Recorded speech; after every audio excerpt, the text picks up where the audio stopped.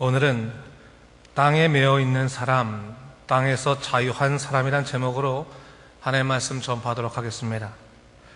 세상을 살아가면서 예수의 이름으로만 살 수 있다면 이는 영적인 사람에게는 복된 일입니다. 하지만 예수를 믿는 우리도 삶의 어려운 문제를 맞이하게 되면 솔직히 예수의 이름보다 세상의 능력을 구할 때가 더 많습니다. 그저 빨리 이 어려운 상황에서부터 벗어나고픈 생각에 세상을 분주히 뛰어다닙니다. 그런데 가만히 살펴보면 그 어려움이라는 것이 처한 상황보다 더 심각하게 여겨질 때가 적지 않다는 사실입니다. 아직 현실로 다가오지 않은 미래의 문제들이 오히려 지금 내 자신의 마음을 상하게 하고 고통스럽게 합니다. 왜 그럴까요? 왜 우리는 쉽게 염려하면서 스스로를 괴롭히는 걸까요? 사실 이 문제는 우리 마음에서 일어나는 일종의 혼돈의 영향이다 이렇게 말할 수 있습니다. 이는 바로 어려움과 두려움을 분리해내지 못해서 벌어지는 현상입니다. 일반적으로 사람들은 어려움에 대해서 지극히 두려워합니다. 어려운 문제가 발생하면 좋지 않은 일이 이어질 것이라 생각하면서 지레짐작 겁을 먹습니다. 하지만 지나가 보면 알 수 있듯이 어려움이 반드시 좋지 않은 결과로 이어지는 것은 아닙니다. 오히려 어려운 문제일수록 풀어내었을 때 그 결과와 기쁨이 훨씬 더 큰 것을 볼 수 있습니다. 그러기에 우리가 어려운 문제를 맞이하게 되었을 때 두려움을 가지기보다는 오히려 그 어려움을 통해서 나를 붙드시고 나를 인도하시는 내 주 하나님의 계획을 우리가 깊이 생각해 볼 필요가 있는 것입니다. 저는 오늘 여러분과 함께 땅에 사는 사람에 관해서 이야기하고자 합니다. 사실 우리 모두는 다 땅에서 사는 사람들입니다. 예수를 믿는 사람들도 예외는 아닙니다.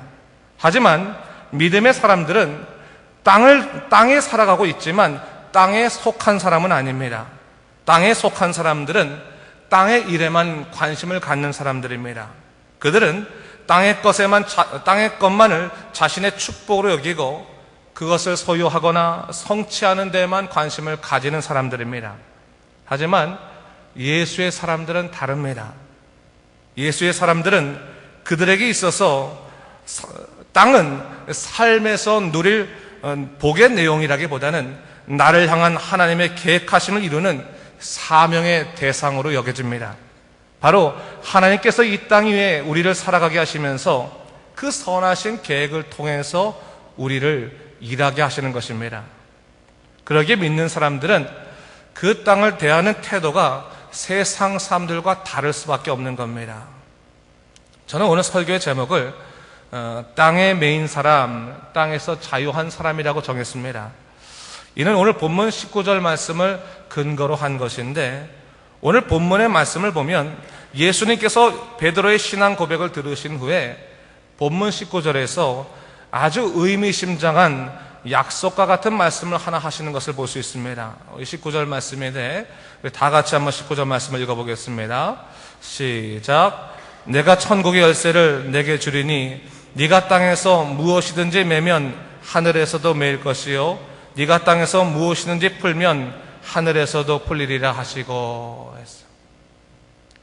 예수님께서 베드로에게 천국의 열쇠를 주시겠다라고 말씀해 주셨습니다. 여러분 천국의 열쇠가 뭘 의미하겠습니까? 베드로가 천국의 문지기가 된다는 말입니까? 그래서 사람이 오면 그 열쇠로 천국 문을 열었다 닫았다 하면서 그 천국 문을 관장하는 주권을 그에게 주셨다는 그런 말일까요? 아니죠. 여기서 말하는 천국의 열쇠는 베드로의 참된 신앙 고백을 의미하는 것입니다. 베드로는 주님을 향해서 참다운 신앙 고백을 했습니다. 그는 주님을 향하여 말하기를 주는 그리스도시요 살아계신 하나님의 아들이십니다라고 고백을 했습니다. 이 말은 참으로 주님의 마음에 합한 그러한 말이었습니다.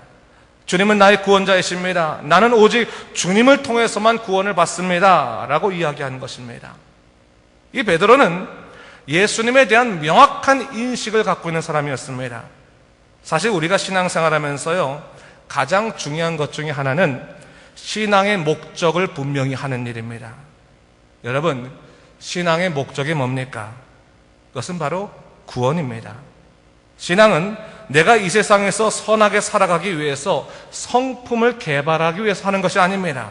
신앙은 내가 세상에서 현실적인 문제를 맞이하게 되었을 때 그 문제를 해결받기 위해서 어떠한 초월적인 힘을 빌리기 위해서 하는 것이 아닙니다.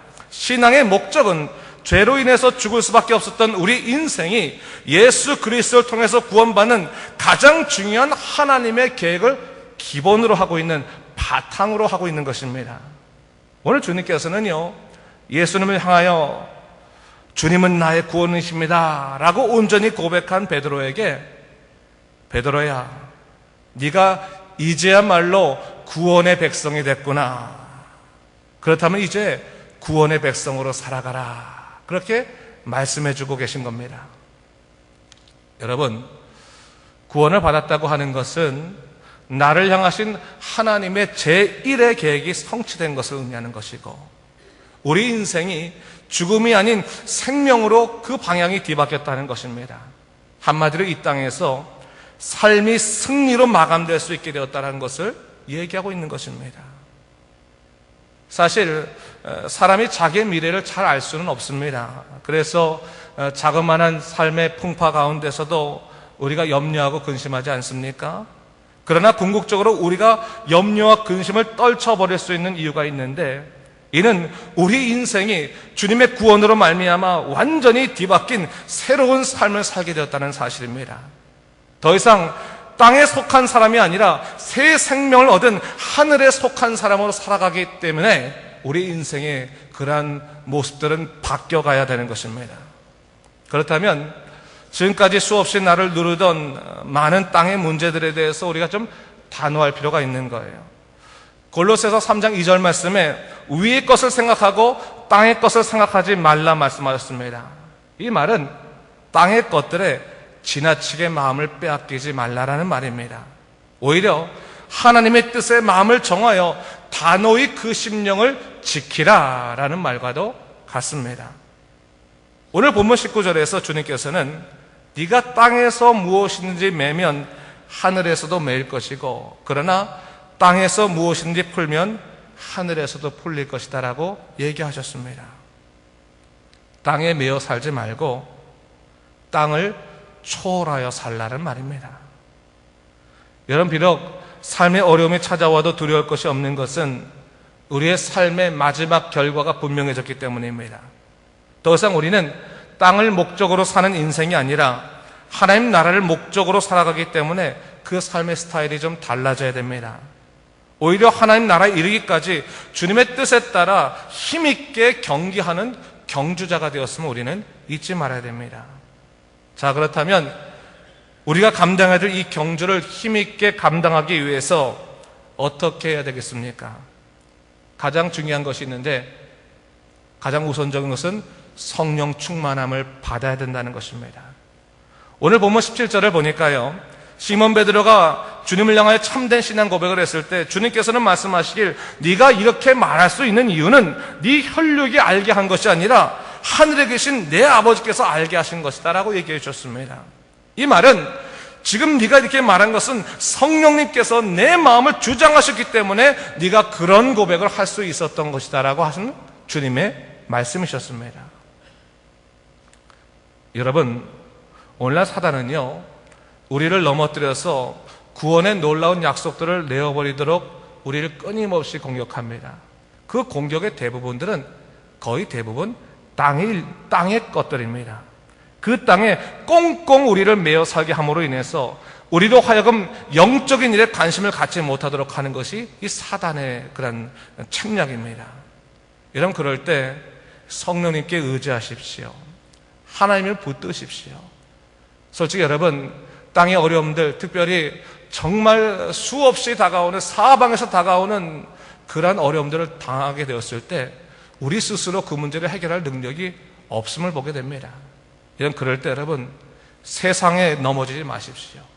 오로지 하나님을 붙들면서 기도하십시오.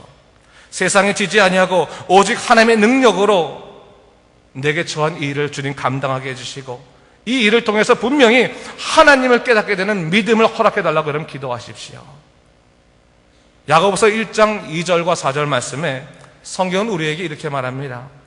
내 형제들아, 너희가 여러 가지 시험을 당하거든 온전히 기쁘게 여기라.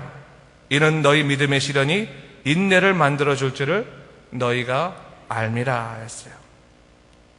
주의 형제 야고보는 오히려 어려움 속에서 기뻐하라고 얘기하고 있습니다. 오히려 이 시련이 믿음으로 인내하여 하나님의 뜻을 명확하게 볼 수 있게 해줄 것이다 라고 얘기하고 있는 거예요. 때때로 여러분, 우리의 성급함이 하나님의 때를 놓치게 할 때가 있습니다. 그저 주님의 때를 기다리지 못하고 동분서주하다가 큰 불행 속에서 낙심하는 그리스도인들이 적지 않은 것을 보게 됩니다. 그러한 사람들에게 사도 베드로는 그의 서신 속에서 이렇게 말합니다. 하나님의 능하신 손 아래에서 겸손하라. 때가 되면 너희를 높이시리라 하셨어요. 겸손은 하나님의 선택이 최상임을 알며 내 뜻을 내려놓고 기다리는 것을 의미합니다. 거기에는 불신과 염려와 근심, 그리고 내 조급한 판단도 포함됩니다. 사실 여러분, 조바심은 교만의 뿌리입니다. 하나님의 때를 기다리지 못하고 하나님보다 내가 더 앞장서는 것, 그것이 결국 하나님의 의를 가릴 수 있게 되는 것입니다. 그러지 않기 위해서 우리는 매 순간 성령님께 의지하고 그분이 충분히 임재하시도록 영적으로 깨어 있을 필요가 있는 거예요. 말씀 안에서 그분의 뜻을 묵상하고 틀림없다고 생각하는 우리들의 판단 가운데서도 과연 하나님의 계획이 포함되어 있는가를 기도해 볼 수 있어야 되는 것입니다. 여러분, 지금까지요, 여러분의 생각 속에 기도의 문제라고 생각하지 않았던 수많은 삶의 문제들을 다 기도로 끌고 오십시오. 여러분의 걱정과 고민, 판단의 문제를 기도의 자리 가운데서 성령께서 지혜를 달라고 여러분 기도하십시오. 주님께서 이 문제를 통해서 내가 땅에서 매 있는 삶이 아니라 땅에서 자유한 삶을 이룰 수 있도록 주님께서 분명히 가르칠 수 있도록 여러분 기도의 자리로 그 모든 문제를 가져 나오시 바랍니다. 여러분, 기도의 놀라우신 능력이 뭐냐면요, 사실 기도할 때요, 처음 기도의 주도권은 우리가 갖습니다. 내가 하고 싶은 말들, 내가 소원하는 것들, 내가 답답한 문제를 갖고 나오지 않습니까? 주님, 전 이 문제가 지금 답답합니다. 주님, 저는 이것 때문에 고통스럽습니다. 주님, 이 문제를 해결해 주십시오. 기도하고 있는데, 여러분, 기도의 놀라운 역사는 기도 중에 성령께서 그 주도권을 내가 아닌 하나님으로 바꿔주신다는 거예요. 성령께서 기도하기 시작하십니다. 성령께서 나로 하여금 기도할 때 근심치 않아야 될 문제에 대해서는 마음을 떼게 하십니다. 그리고 집중해야 될 문제 가운데서는 집중하게 하시고 정말로 영의 사람이 추구할 것이 무엇인가를 가르쳐주기 시작하면서 내 내면 가운데 새로운 변화들이 일어나기 시작한 것을 성령께서 보여주신다는 거예요. 무엇보다도 성령께서는 기도하실 때 내가 그동안 고백지 못했던 죄의 문제들, 내 삶에 있는 수많은 허물과 죄의 문제들을 깨닫게 하여 주시사 그것을 먼저 회개케 하시고 그것으로 말미암아 하나님의 사람이 되게 하신다는 사실을 여러분 믿으시기 바랍니다. 그런 소망이 우리 안에 있는 거예요. 여러분, 여러분의 눈에 여러분이 아닌 하나님이 보이실 때 우리는 분명히 땅에 매인 것이 아닌 땅에서 자유한 마음을 가지게 될 것입니다. 그러면서 오늘 말씀 속에서 또 하나의 놓치지 말아야 될 주님의 가르치심이 있는 것을 보게 됩니다. 그것은 바로 진리에 관한 것입니다. 오늘 본문에서 주님께서는 제자들에게 우선적으로 묻기를 사람들이 나를 누구라 하더냐 그렇게 물으셨습니다. 그러자 제자들은 말하기를 더러는 세례 요한이라고 말하는 사람도 있고요, 또 더러는 엘리야라고 말하는 사람도 있습니다. 어떤 사람은 예레미야나 선지자 중에 하나라고 그렇게 말합니다라고 대답했습니다. 여러분, 여기서 주님의 질문은 사람들이 자기를 어떻게 생각할까 궁금하셔서 물은 것이 아니에요.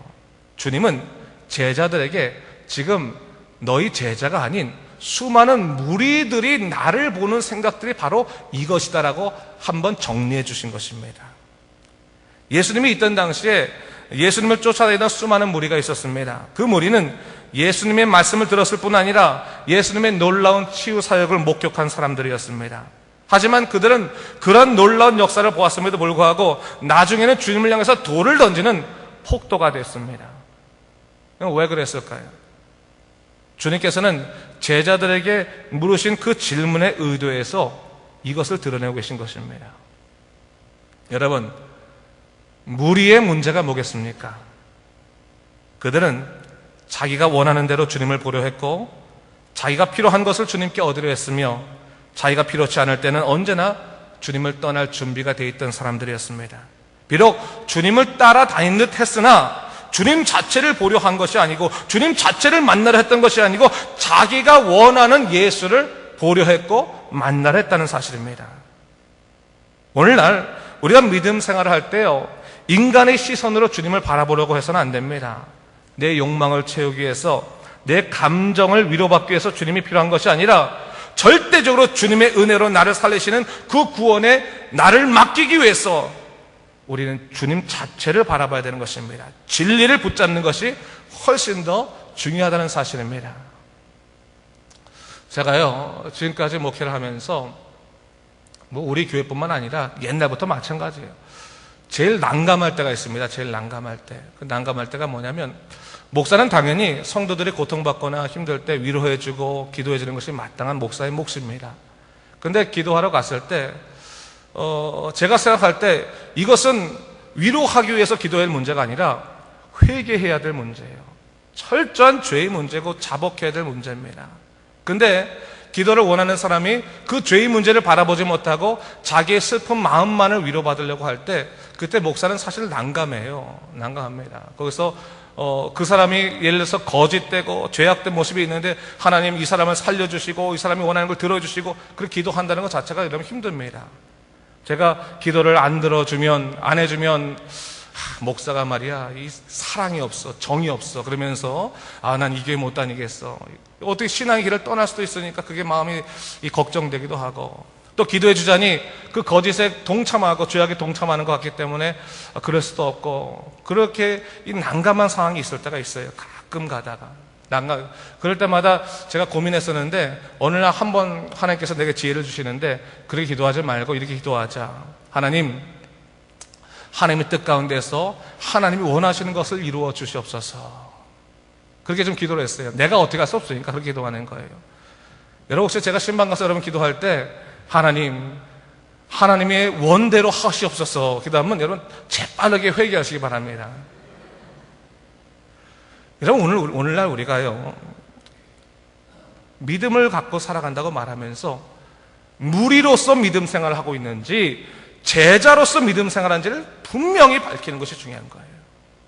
무리들은 자기가 원하는 것을 위해서 주님을 따라가는 사람들이지만 제자는 진리를 보고 따라가는 사람들입니다. 오늘 주님께서는 제자들에게 물으시는 거예요. 너희는 나를 누구로 하느냐? 진리를 향한 대답을 듣기 원하셨어요.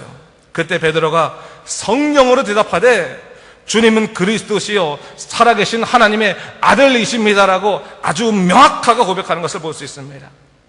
그의 대답에는 어디에도 땅의 것과 관련된 것이 없습니다. 그는 주님 그분을 바라보고 인간의 마음이 아닌 진리의 응답을 하고 있는 것을 볼 수 있는 것입니다. 그러자 주님께서는 뭐라고 말씀하세요? 장하다. 내가 너희 그 진리의 신앙 고백 위에 뭘 세우겠다고요? 교회를 세우겠다 말씀해 주신 것입니다. 여러분, 진리가 뭡니까? 하나님의 온전하신 계획과 섭리가 바로 진리가 아니겠습니까? 인간의 필요에 따라서 왔다 갔다 하는 것이 진리가 아니에요. 인간의 감정에 따라 들쑥날쑥하는 것이 진리가 아닙니다. 진리는 땅을 초월한 그분 자체이신 것입니다. 오늘날 적지 않은 교회들이요, 진리를 추구하는 것이 아니라 세상을 추구합니다. 사람들의 입맛에 맞추려고 얼마나 노력하는지 몰라요. 그러다 보니까요, 여러분, 사람의 입맛에 따라가다 보면 반드시 사람들은 패가 갈리게 되어 있습니다. 이 사람 저 사람 패가 갈리게 되고, 그러다면 서로 싸우게 되는 거예요. 그러다 보면 여러분, 서로 뭘 얘기하냐면 내가 당신 말 믿지 못하였으니까 세상 법정까지 얘기하자고 하면서 요즘 몇몇 교회들이 세상 법정에서 교회 안에서 할 수 있는 얘기들을 그쪽에서 판단받는 것을 볼 수 있습니다. 너무너무 창피한 일이에요. 부끄러운 일입니다. 그런데 그런 일들이 지금 일어나고 있다는 거예요. 왜 그렇습니까? 진리를 추구하지 아니하고 세상을 추구하는 모습들이 그들 가운데 있기 때문에 그렇습니다. 여러분, 교회뿐이겠습니까? 우리 신앙인들도 마찬가지입니다. 진리가 아닌 욕망을 추구하게 되는 그러한 신앙인들이 늘어가고 있습니다. 이건 바른 것이 아닙니다. 회개할 수 있어야 되는 거예요. 바뀌어져야 됩니다. 여러분, 세상 속에서 강해지는 것이 하나님의 뜻이 아닙니다. 세상 가운데서 빛과 소금이 되는 것이 주님의 뜻입니다. 그렇다면 여러분, 여러분의 삶에 있어서 하나님의 뜻을 가리는 것에 대해서 철저히 자복하고 회개할 수 있어야 되는 것이고, 하나님의 선하신 뜻이 있다면 사명을 갖고 그 길을 따라갈 수 있어야 되는 것입니다. 한 번 사는 인생인데 마지막 때 하나님의 뜻이 내 뜻과 다른 뜻으로 살았구나라고 한다면 그것처럼 안타깝게 인생을 마무리 지을 수 있는 것이 없는 것입니다. 여러분, 거짓된 것들이 진리를 절대로 가릴 수 없습니다. 살아가면서 마치 거짓이 진리를 가리는 것처럼 그렇게 크게 보일 때가 있지만 그건 다 거품입니다. 진리는 진리입니다. 진리를 추구할 때 우리는 하나님의 사람으로 온전히 바로 설 수 있게 되는 것입니다. 거짓에 넘어가는 것이 아니라 그 진리를 붙들고 예수 그리스도 그분을 바라보고 살아가게 되었을 때 교회는 교회다워지고 믿음의 사람은 믿음의 사람다워질 수 있게 되는 것입니다. 여러분, 땅에 매여 있으라 하지 마십시오. 분명히 말씀하지 않으십니까? 너희가 땅에 매여 있으면 하늘에서도 매이는 것이다. 그러나 땅을 초월하여 땅에서 풀면, 땅에서 자유한다면 바로 하늘에서도 너는 자유하게 되는 것이다. 약속해 주셨습니다. 여러분, 세상의 마음을 빼앗기지 말고 여러분을 향한 그 주님의 계획에 집중하십시오. 진리를 추구하시고 예수님이 베드로를 통해 기뻐하셨던 것처럼 주님과의 참 만남을 기뻐하시기 바랍니다. 땅을 초월하여 하나님의 놀라운 그 사명을 감당하시는 여러분 되시길 주님의 이름으로 축원합니다. 기도하겠습니다. 주님 감사합니다. 살아가면서 믿음의 사람으로 구원의 백성으로 살아가지만 세상의 많은 어려움들로 인해서 두려워하다 보니까 주님 바라보지 못하고 세상 바라본 것 참 많이 있었습니다. 그러나 주님이 이미 우리에게 승리의 결과를 주시고 승리 인생 주셨다면 어려움에 지지 아니하게 도와주시고 오히려 하나님의 선하신 뜻을 바라보며 사명을 갖고 진리를 추구하며 살아갈 수 있도록 인도하여 주시옵소서. 한 번밖에 없는 인생일진데 정말 우리를 창조하신 그 하나님 뜻에 어긋나는 인생 살아가지 않게 하시고 예수 그리스도의 진리를 가지고 세상을 살아갈 수 있는 믿음의 사람이 되시도록 주여 우리를 인도하시고 주관하여 주시옵소서. 감사드리며 예수님 이름으로 기도드립니다. 아멘.